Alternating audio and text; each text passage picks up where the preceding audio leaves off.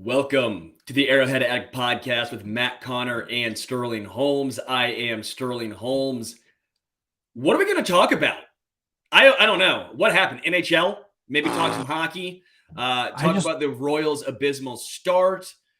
I wish more was going on. I wish there was something. So bland and boring. Let me just say this. For those of you watching video, you could see this. But if you're listening, maybe you're out for a nice run or something. Let me just tell you, like someone else who also has a lot going on. The Chiefs have a lot going on right now, and we'll get to it. But right now, I'm looking at my normal hosting partner, Sterling Holmes, who is now dressed. He has shoulder pads in his jacket. He's wearing like some sort of he's like Crockett or Tubbs from Miami Vice. He's busy. You're doing real estate right now, aren't you?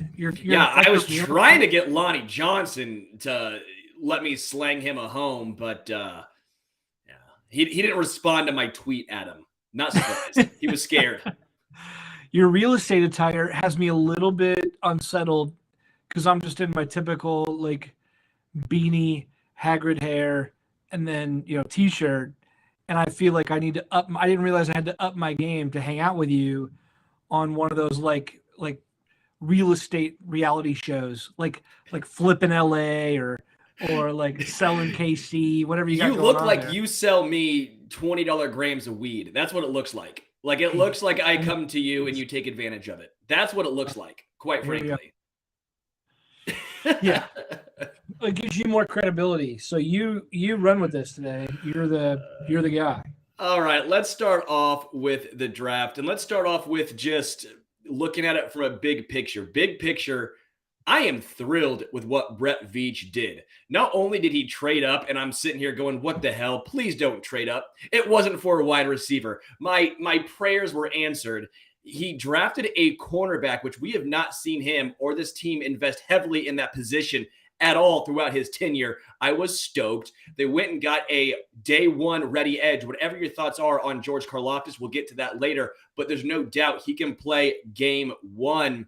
He addressed all of the needs. The secondary was weak. He boosted that. He got nasty. He has a linebacker now who writes in Sharpie death row on his arms. You want nasty? That's nasty. The Chiefs are going to lay some wood next year. They got a lot tougher. No more of the finesse Chiefs of the past. While that worked, they go, you know what? Let's try and get more physical. Let's get younger. Let's get more athletic. Let's get cost controlled. They've done this offseason to a T, and this draft was a perfection of that method. Man, I'm stoked. Every single player they called, I'm like, oh, great talent. Oh, and he just happens to fill a huge need. It wasn't like any bonus pick, any luxury pick. It was all like excellent value at the perfect position. I mean, like everyone is singing the Chiefs' praises after the fact, which I will say this, after the offseason they've had, this was the draft they had to have. Like, do you feel that way? Yeah. They had to have it. You see the AFC West just retool and become an absolute gauntlet, right? And then Brett Veach goes, I'll wait. Brett Veach goes, I'll wait. I know what I can do. Traded back to get his wide receiver he wanted. I mean, say what you will. For sure, Brett Veach could have said, he's not going to say we didn't want Sky Moore, right? He's not going to say we would have been happy with any three of those guys. He's going to sing his praises and say we wanted Sky. But end of the day, that means he was at least comfortable with him at that spot, traded back, was able to get and recoup another pick. I mean, I am fucking stoked. Whatever you say about PFF, right? Where if you are a Pro Football Focus hater, if you're a supporter, I think it's at least good jumping off point, right? That's at least a tool, not the tool, but a tool you can use. And if you like Pro Football Focus, you are absolutely thrilled because they think the Chiefs just nailed this one. Yeah, I totally agree. There is so much great value at each spot. There's so many great guys here that I just think are going to be so pivotal for years to come. And now, I mean, it just took, like, for me, the secondary went from, boy, we're pretty thin here, to, boy, we're going to be young and deep for years. And the linebackers went from, boy, we got a talented duo who are going to be in there a lot, to, to, is this a top 3 linebacking core in the league? I mean, because now there's so much youth, and it's like, oh, we love Nick Bolton so much, we drafted a battering ram version of him, a blitzing version of him as well. I mean, like, there are still questions. We'll get to all this stuff, but yeah, I'm feeling good. You're feeling good in a loaded AFC where the Bills, the Browns trade for Deshaun Watson. I mean, Miami trades for Tyreek Hill and gets Terran Armstead. I mean, there's so much, but the Chiefs still have to feel like, oh yeah, they can get this done. This roster is good. And I do want to say, I understand. I don't want to be someone who is just so optimistic that I am blinded because, again, while we are Chiefs reporter, whatever you want to say, we're still fans at the end of the day. And it's tough to sometimes take those blinders off. These guys have not played a snap yet. They've not. But based on what we have seen, based on draft outlooks and prospects, this was incredible. You've not seen one person come out and just absolutely hate on the Chiefs, right? Every single person from A to Z is out here saying the Chiefs nailed it. And that to me is just so incredibly impressive. Yeah. Here's the scary thing for other teams. The Chiefs, when they sign Orlando Brown Jr. to an extension, they're going to have so much money for this year, as well as 10 draft picks for next year already, that they're going to be able to look at any tooth that's remotely wiggly in the mouth of the NFL. That's a funny analogy, but any player who could remotely be acquired at the right price, the Chiefs are going to have the bones to pay up for that price. Mm-hmm. So you're going to see them be able to trump anyone up until active rosters are due or NFL trading deadline. Veach is going to be able to add anything he wants when he wants to make this roster better from now on out. And until then, there's tons of young players to evaluate, give them time, figure out. It is a perfect scenario here for short-term contention and long-term contention, and I love it. Yeah, I was not thrilled with a lot of last year's picks. So it's not me just out here being a homer, because last year I was not happy with Joshua Kando. I was not happy with Cornell Powell. I wasn't thrilled with Noah Gray. It is what it is, right? You're not going to be thrilled with every single draft, but this one just feels different. It feels different. Before we talk more Chiefs, before we talk some KC beer, I do want to say I had a question I wanted to touch on because I don't think it was in our outline. It was, did the Saints sign Matthew in time for the Chiefs to get a 4th rounder next year? My understanding is no. My understanding was the Saints waited until about a minute after the pesky Saints to sign Tyrann Mathieu, so the Chiefs should not be receiving that compensatory pick. But we will get to see some Tyrann Mathieu hands in the air because Dan Sorensen is still there. But you know what? I hope Dan Sorensen changes it and does it to Tyrann. That's what I want to see. Ooh, I'd love it. Hey, who knew the Saints were going to sign 2 of our guys and we would sign 2 from the Houston Texans? Like that does not feel like a plan. Whatever. Hey, let's say this. It does sound like a good plan. KC beer. And if you've been around here for a while, you'll know I'm never holding KC beer because I've never had KC beer until right this moment, as in earlier today. I finally got a chance to pick up some KC beer for myself. I got a little loaded prize pack.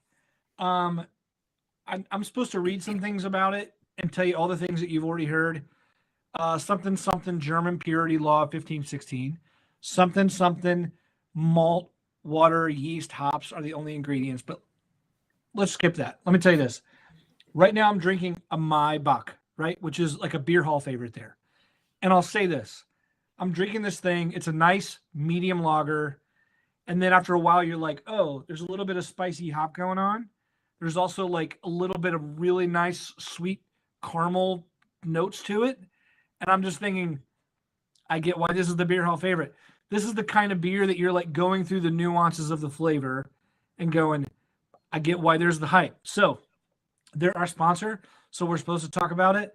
But if someone had just said, here's your beer for the night, I would be going, what is this? Let me hear more about it, because it's just good. Not only do we love good beer, but they're just good people. So if you're into helping us out, give them a shout. Better yet, give them a try. If you've never had KC beer, like me, hop on the train. You're going to love it. And hopefully it's in your area. And if not, maybe try to request it. Go to the grocer, find the manager, track him down, put your finger in his face and poke him in the chest until he says he's going to order KC beer. Anyway, we got a lot to talk about. Dare to beer different. Let's talk some Chiefs. Let's do it, man. All right. Over the draft, what was your favorite pick? And I'm not going to even throw a caveat. I'll let you pick anyone you want. I'm not going to make you pick a 7th rounder. What was your favorite 7th rounder? I'm not going to make you do that. You can pick anyone, Matt. Who was your favorite pick from this draft? would be my favorite 7th. So let me say this before we get into the personal picks. Is there, I just think this needs to be said, Brett Veach. Okay, let me set this up. Normally when a new general manager is hired, it's when? It's January, right? January, February, after the season. A team decides we suck. They hire a guy so they don't suck. Then the draft is like 4 months later. And so generally the first draft class for a GM, you're like, oh, well, he only had a couple months with his new team and he's trying to get to know the scouts and they're trying to get their big board in order. And so most GMs, if it goes bad, they get a pass. But remember this, Brett Veach took hold of the Chiefs like in the middle of 2017. Clark Hunt let John Dorsey go, walk his contract early. Brett Veach took over, and not only was he already in the front office, but had a whole year. So Brett Veach does not deserve any pass whatsoever on his first draft class, and it still sucked, right? It's Breland Speaks. It's Armani Watts is like your second best guy. I mean, it's not good by any measure. It's a disastrous class. 2 scoops of ass. There it is. So, did I say Brian Leach? Mike Leach? Brett? I say Brian Leach? Sorry, someone in the comments is saying, I think I said the wrong name. Brett Did Veach. you not say Brett Veach? I thought you talking about Mike Leach, the old head coach? How many beers have you had?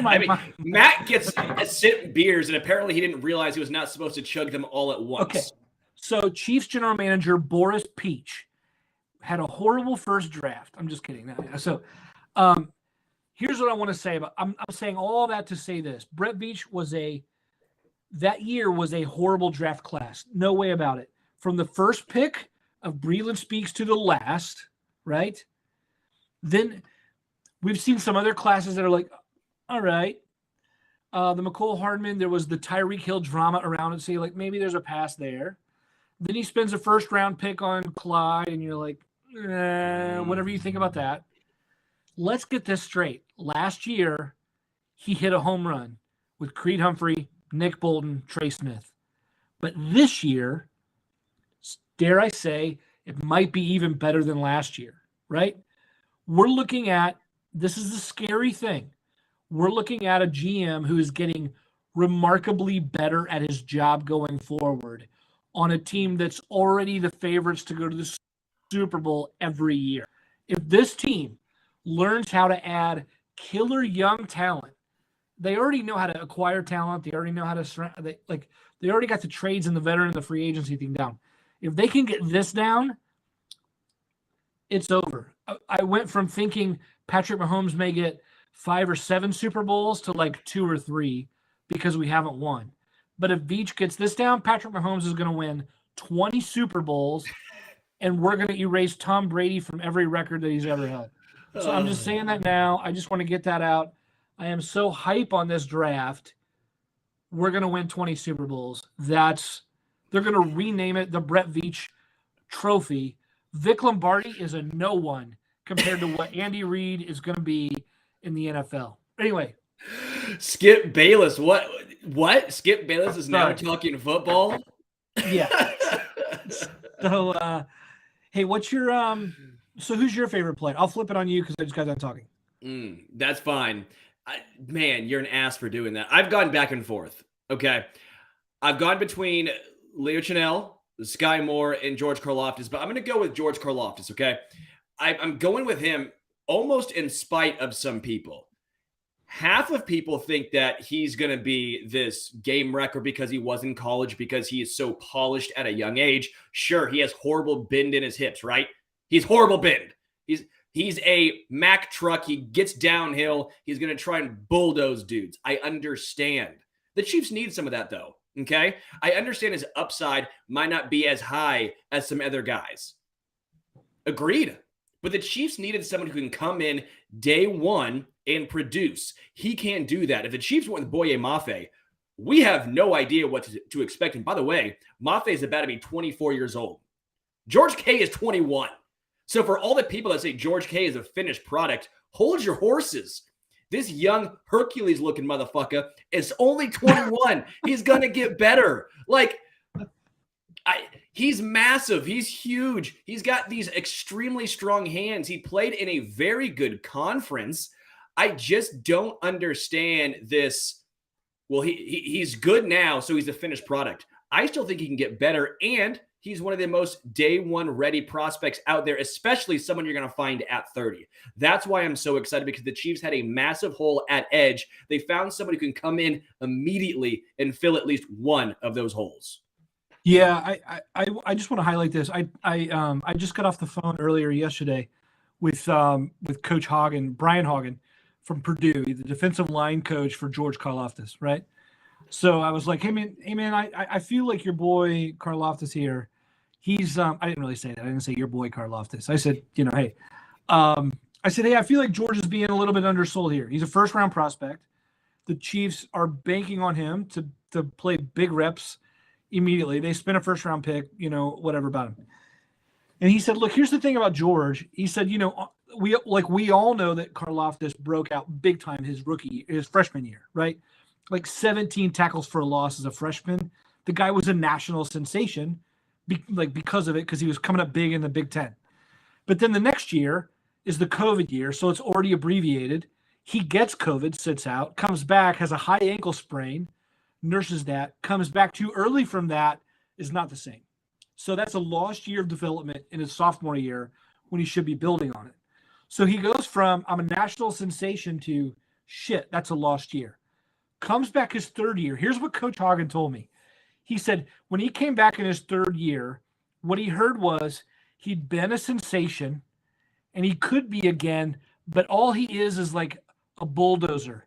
He's just like, he's all power and no speed. So they said this last year, he was trying to become a speed rusher early on. So they said he's always sitting up too high. He's like getting off his game. He's not getting the production because he's trying to change who he is to live up to this like draft hype and for the pros. So Coach Hagen was telling me, hey, we had to coach him down for about half the season to finally get him to be again what he was going to be. So he's just now, like, he's able to legally drink in the same month that he was drafted, right? He's only 21. He's now going to the pros. He's had 1 year of really being like himself, one lost year due to injury, COVID, and then 1 year where he was like letting everything in his head affect his game and take him off of it. And he's still a first round pick. So here's what I love your pick as your favorite pick here, because it's like, I think anyone who undersells his potential, his ceiling, is really missing out on the script or the story that got him to this point. And he's still so freaking young.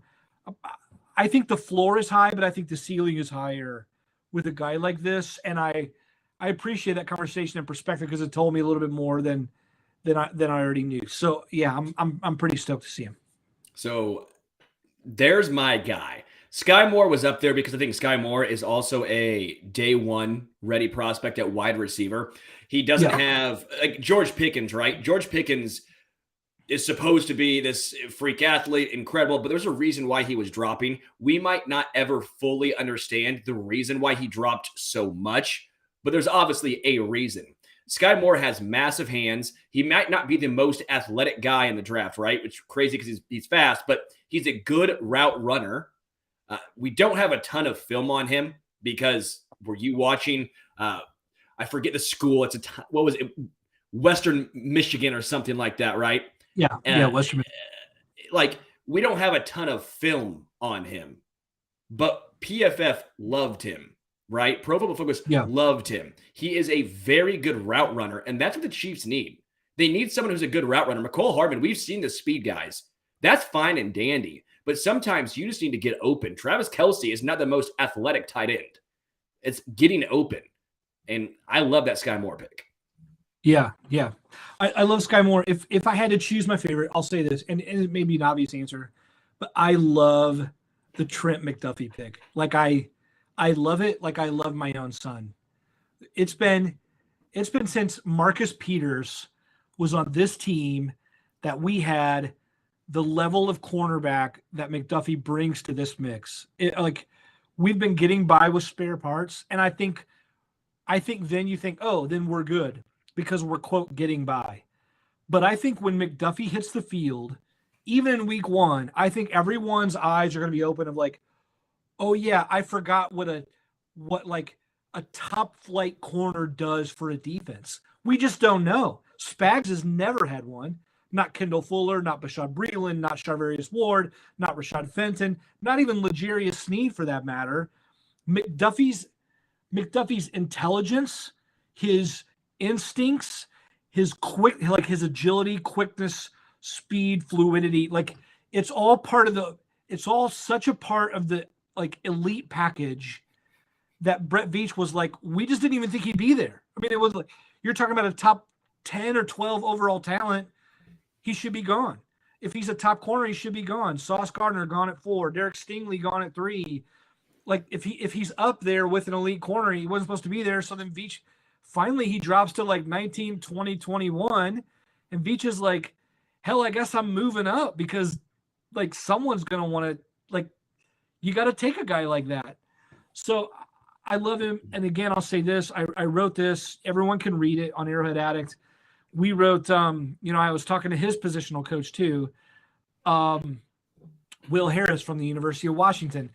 I think we all know by now, Washington defensive backs are incredible. They're incredible. I mean, they had a first and a second round pick this year. And Kyler Gordon was the other one to go with Trent McDuffie. We're talking Marcus Peters. We're talking Elijah Molden. We're talking Taylor Rapp. We're talking Keith Traylor. Anyway, so I'm talking to Will Harris, who has coached all these guys, right? So I said, look, coach, every guy thinks their guy's the guy and deserves to go higher and the whatever, right? He goes, look, I'm going to tell you what I told every coach and every general manager who would call me. He's like, I know what those guys look like. I've been coaching NFL level elite guys. I know what they look like at the college ranks. We coach them every year. And this year it's Trent and Kyler. They're going to go like that's just what they do. It's a pipeline. And so he said, I know what these guys look like. And so I told everyone who would ask me, I was like, go up and get him, because Trent, the way Trent looks against these guys, he's better. So if they're already good, we already know what they turn out to be. Trent's the real deal, even compared to these other pro guys. And I was like, all right, I'm convinced, I'm in. And we just haven't had that level of dynamism at corner for so long that I'm just overly stoked to add him to the mix. And it was a position of need. Perfect. We'll get to Justyn Ross in just a second. I see a lot of those comments. We will touch on Justyn Ross. Trust me, we want to talk about him as well. I do want to, I guess, let's say some devil's advocate here, some skepticism. We've been very excited for a lot of good reasons. I think Trent McDuffie is going to be incredible. Don't get me wrong. Is there any concern, though, at least with the cornerback position, there is so much volatility. You look at Jeff Okudah, the Ohio State guy, who was a can't-miss prospect, right? Sure, he got hurt, but in his limited action was not looking very good. C.J. Henderson, right? He was a top 15, top 10 draft pick. Top 9 or 10. Yeah, Jeff Gladney, right? Remember, Jeff Gladney from TCU was supposed to be a very good first-round cornerback prospect as well. So is there any concern that you're like, you know what? He looks incredible, but this position, there is so much volatility. I want to at least tamper expectations, at least starting off. Um, sure. I think that's true for any rookie, right? It's true for. I mean, look, when the Chiefs grabbed Clyde Edwards-Helaire, you're like, oh, it's a luxury pick, but at least he's the first running back in this draft. And you're like, well, too bad we didn't take Jonathan Taylor, right? Or I mean, or the dude for the Jags who was undrafted, James Robinson. Right. You could have used that first round pick on someone else. Yeah. No. Right. I mean, all I'm saying is you could give that same, sort of like, let's make a caveat about any position in the draft because they're all draft picks unknown. It's true for Karlaftis. It's true for Sky Moore. It's true for whatever, right? Ryan Leaf. It's true for Ryan. It's true for quarterback, right? So I get what you're saying. Cornerback is a volatile position. And so like nothing is a guarantee. But I think the skill set here, he's a long-term starter in a pro level system that kicks out, like the talent is kind of automatic there. And the Chiefs haven't had that in so long. I just think there's real potential here for everyone to go, oh my gosh, I forgot what like an exceptional cornerback can look like and do. And I'm excited to see that for myself. No, I'm with you. I just wanted to play a little other side of the coin there. That's great. You're right. Arrowhead, I like nuance. And listeners, for the Arrowhead Addict podcast, we are doing a monthly contest giveaway for our listeners this month, giving away a Patrick Mahomes jersey. Multiple ways to get entry, so check out the link in the description to find out how to enter. Terms and conditions apply. I'm pretty sure it ends Friday, if I'm not mistaken. Friday, all right. Get it in this week. Let's do it now. Let's get into the Justyn Ross bonanza. What's your initial takeaway on Justyn Ross? Okay. I'm going to say something here, and people are going to accuse me of hating Justyn Ross, and I want to be real clear. I am glad the Kansas City Chiefs signed Justyn Ross. I'm glad, right? Now, let me say this. I have also seen dozens of people on Twitter, which, let's be honest, Twitter is not exactly the exceptional class of us all, right? Like, whatever. But I've seen multiple people on Twitter posting that when they make their 53-man roster guesses, or when they say, these 6 wide receivers will probably be the 6 in September. I see more listings of Justyn Ross there, as if he wasn't just. Let's just say straight facts. I'm not saying anything false here. 32 teams just spent 3 days using 250 plus other picks, except for Justyn Ross, right? Mm-hmm. No one chose him. No one wanted him. The Chiefs didn't want him.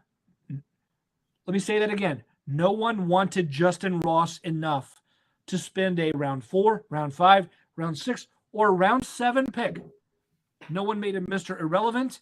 There were 3 punters drafted. There's long snapper.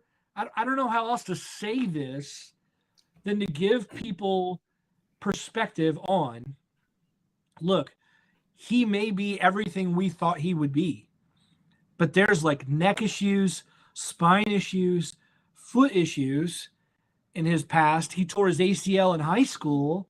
There's like a litany of injuries here and a reason why people took him off the board. Now today, Brett Veach said, hey, our guys cleared him. That's great with us. We brought him in. If that's the case, it could be huge. Could being the key word there, right? So I think what we need to say here is we don't know what Ross is going to look like when healthy. It's been a while. We don't know what he's going to look like in a pro camp. We don't right now. There are other wide receivers by the name of Gary Jennings Jr. I'm not making these up. And Omar Bayless. Those are also wide receivers on the Kansas City Chiefs. Right now, Justyn Ross is more Gary Jennings Jr. than he is Juju Smith-Schuster, right? So let's be really clear. If we start to hear positive reports or see flashes on tape from rookie minicamp and OTAs, then I think there's going to be real reason to get excited. But right now, I think it's like, oh, that's a smart signing. And that's all I think that there is to say about it. I think it's a very smart, shrewd signing. And I also think he has an uphill climb, especially this season. He's probably not going to play special teams, and that's going to be a detriment to him. I don't think the Chiefs want a guy with a spinal injury and coming off a major foot injury to be playing on special teams. He's not going to be, it's not Juju, MVS, or Mecole Hardman, right? Like, so he has an uphill climb to make the roster. I think this year could be more of a red shirt year, if you will, because currently only MVS is technically under contract for the upcoming or the year after, right? So maybe it's more of a red shirt year. This is a get healthy season. That makes more sense to me. Yeah. Am I optimistic because of his previous highlights? 100%, right? You see those highlights. He was better than T. Higgins, right? Like he was the guy, not a guy. He was the guy. So he was sensational. It's difficult to not get excited when you see those highlights, but also guys have highlights. I mean, Joshua Kando, if you looked at like it's high school, but still his high school tape, which is only a year different from his freshman tape for Justyn Ross. He was the next best deal, Joshua Kando was. And then he was hurt all through college. No one knew what he is now, and we haven't seen anything of him. A lot of guys, they flame out. And I don't want to compare this to a baseball reference here, but is it like a Mondesi situation? Consistently getting hurt. Not saying he's injury prone, because those injuries sometimes are beyond your control. Mondesi tore his ACL trying to get back to first base. I'm not saying all of his injuries are his fault. I'm not saying he's injury prone. I'm not saying he's soft. I'm just saying some guys, they're unlucky. Is Justyn Ross just unlucky? I will say too, I am nervous. I would be petrified if he got paralyzed because of his spinal injuries. You know, like do other teams take that into consideration? I will say, and Brett Veach said it, the Kansas City Chiefs, their medical organization, they're top notch. That's top notch. They would not take that risk unless they thought there was something there. Same thing with Trey Smith last year. No other team wanted to, at least before the 6th round, wanted to take a chance on Trey Smith. That worked out pretty damn well. As far as an undrafted situation goes, this was basically best case scenario. Yeah, I agree. It was great. I think we maybe would have seen Justyn Ross get drafted if if I think maybe his agent was calling around telling people not to, maybe take him in the 7th, to allow for some control there. Brett Veach said today that they used their 7th round picks on defensive backs because he didn't think they could get defensive backs to sign undrafted contracts because they'd already drafted one in the 1st and the 4th. So he said, I didn't think the agents would send their guys our way because we already had young guys competing. So we drafted those guys so we'd control them. So maybe there would have been a 7th round sort of flyer taken on Justyn Ross. Sure. I don't know. I like the addition. I think it has great potential. Of course, everyone should be happy. I just think anyone saying he's going to make the active roster in September right now is really overblowing it and again, running with something they shouldn't. And again, I think a lot of it comes down to special teams. I think you really need to take that into account. And I talked about it today on the radio show that I do on ESPN Kansas City. I said the Chiefs could have drafted more defensive backs for special teams. They want to get more physical. I truly believe the Chiefs are trying to send a message. They were known as a finesse team for such a long time. And sure, you may be finesse when you have Travis Kelce and Mahomes, right? They're not taking a lot of contact. But look at the updated offensive line. That's nasty. Eric Fisher was a finesse left tackle. Orlando Brown Jr., he is not. Look at right tackle. Mitchell Schwartz was a technician, one of the best right tackles in football. Right tackle, sure, not the same talent level as Mitchell Schwartz, but they're getting nasty. Same thing across the whole offensive line. They brought in Ronald Jones Jr. That's a physical back. I think, and so, you look at the cornerbacks, even some of the later guys they drafted, they're 6'3", 6'2". Lear Chanel, look at the linebacking core. They've invested heavily. The safeties they brought in, the guy from Cincinnati, hits Brian. hard Brian Cook. He lays Brian the Cook. wood. Like, they Yeah. let go of Tyrann Mathieu because I think they thought, you know what? He's not putting his nose in there anymore.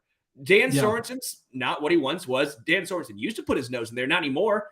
So let's go out and get guys like Deion Bush, Justin Reed. Let's get younger, more physical. I think Kansas City is making a concentrated effort to become a much more physical team. Yeah.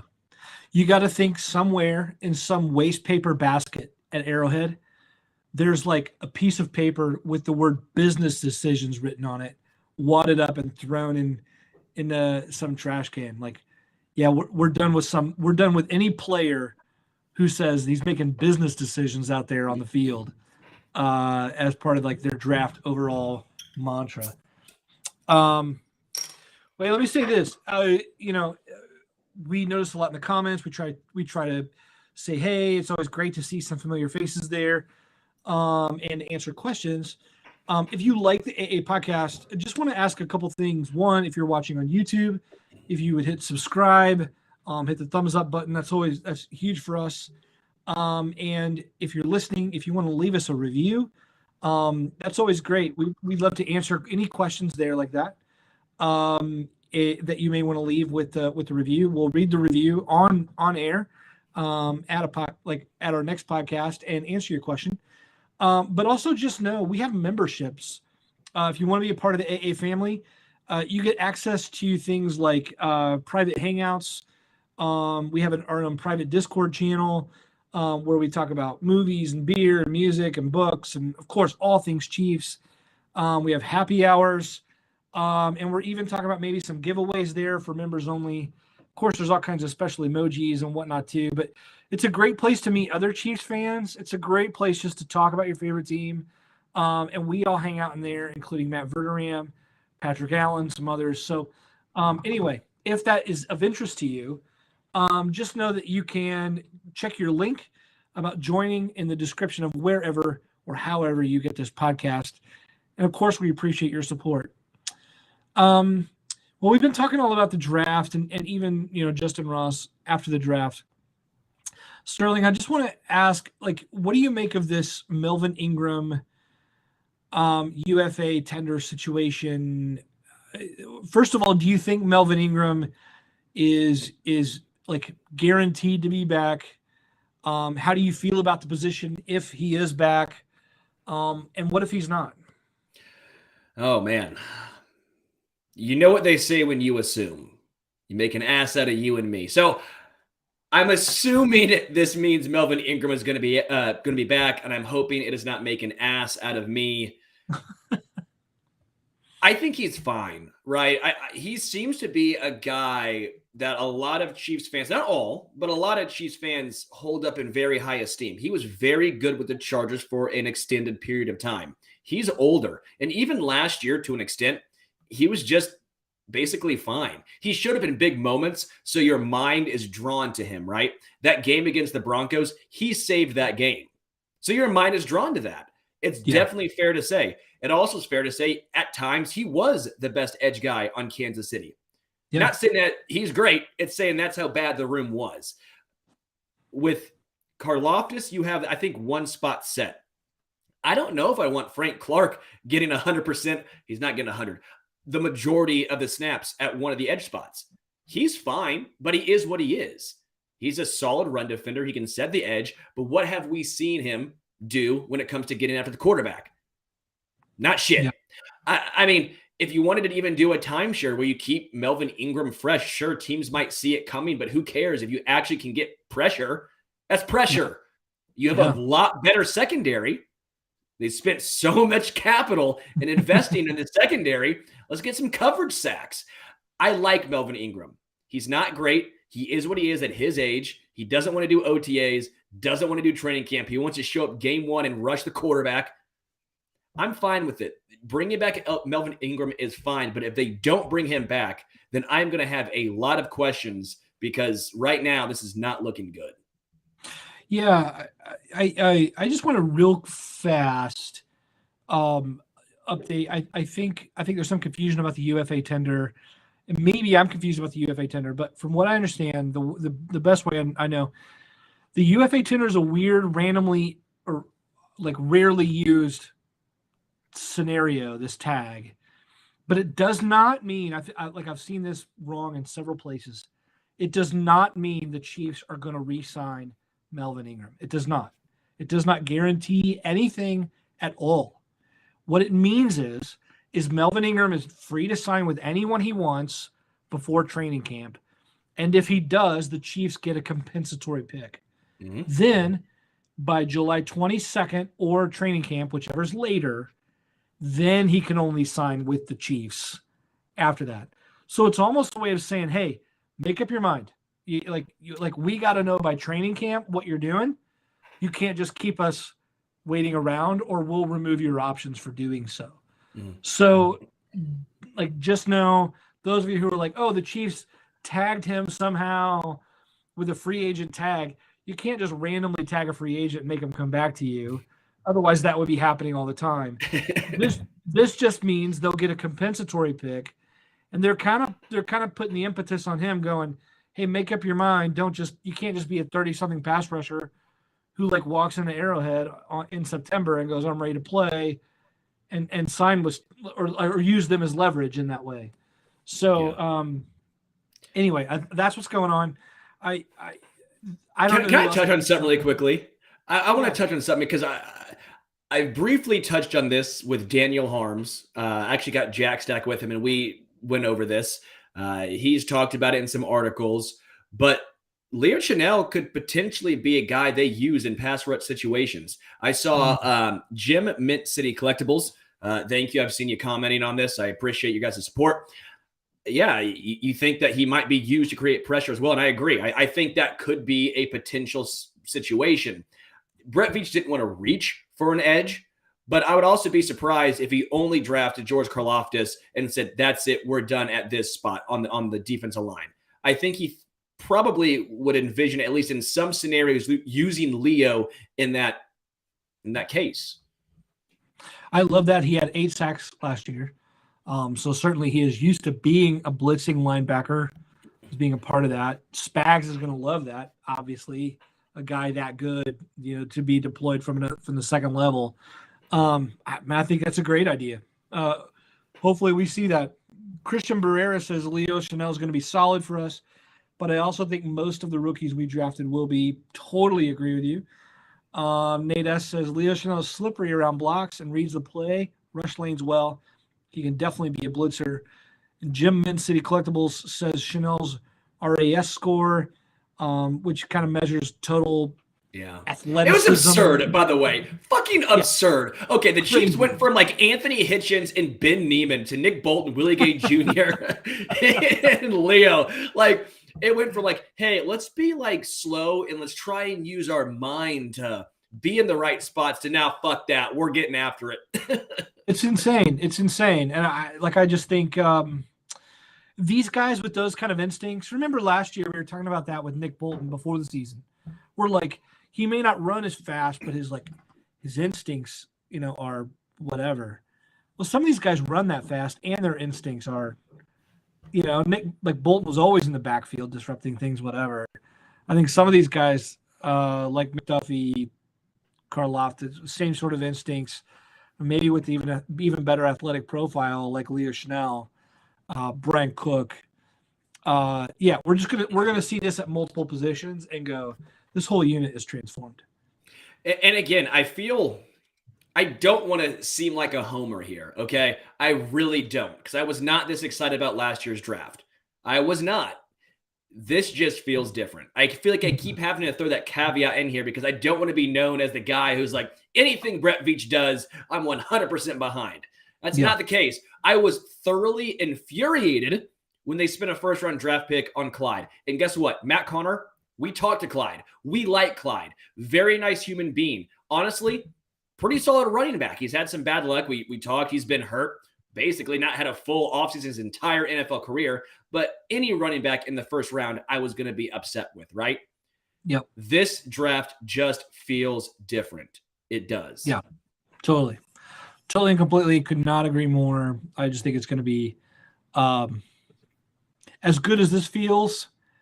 Wait a year or two when these guys are just the core guys. Yeah. It's just going to be another story.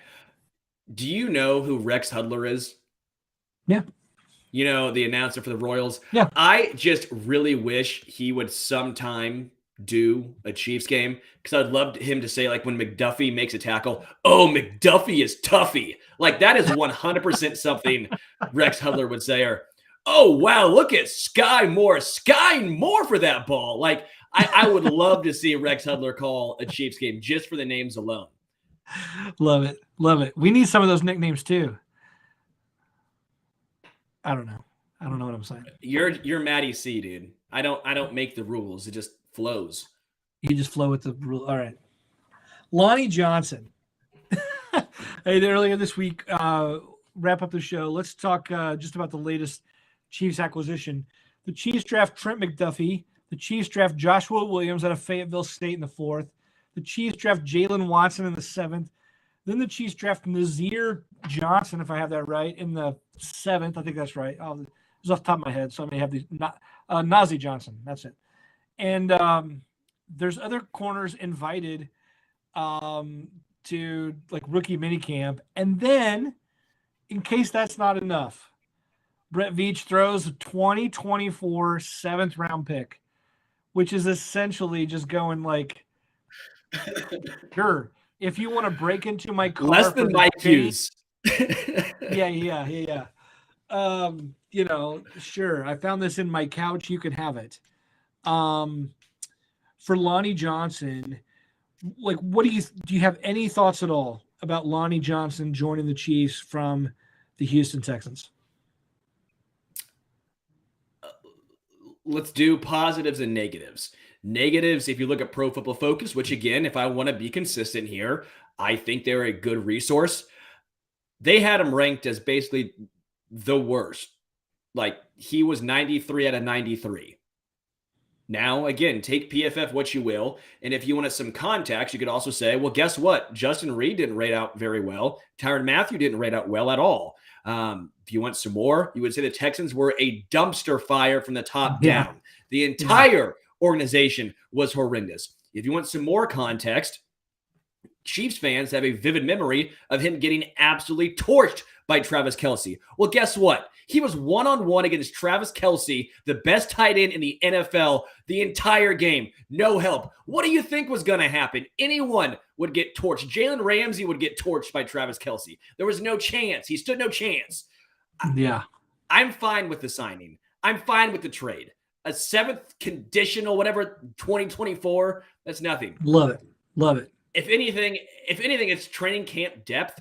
If anything, this is a flyer on a former 2nd-round draft pick who played in the SEC. The Chiefs took a flyer on a former 1st in Mike Hughes, on a former 1st in DeAndre Baker. Why not throw out and try and get something from a former 2nd-round draft pick? Like, it's okay. If he doesn't make the roster, doesn't matter. Yeah. If he does, then Brett Veach looks smart. You know, I do think scheme, I think team, I think it all matters. I think he does have some sort of familiarity with Justin Reed. So that's obviously a positive, you know, situation right there. I guess in a nutshell, it's fine. Yeah. Well, I think that's the perfect response. I also think you're right about it being smart for Veach. Earlier today, Brett Veach spoke with reporters and gave us the first update. I don't think any of us knew that Rashad Fenton was actually like injured and rehabbing right now.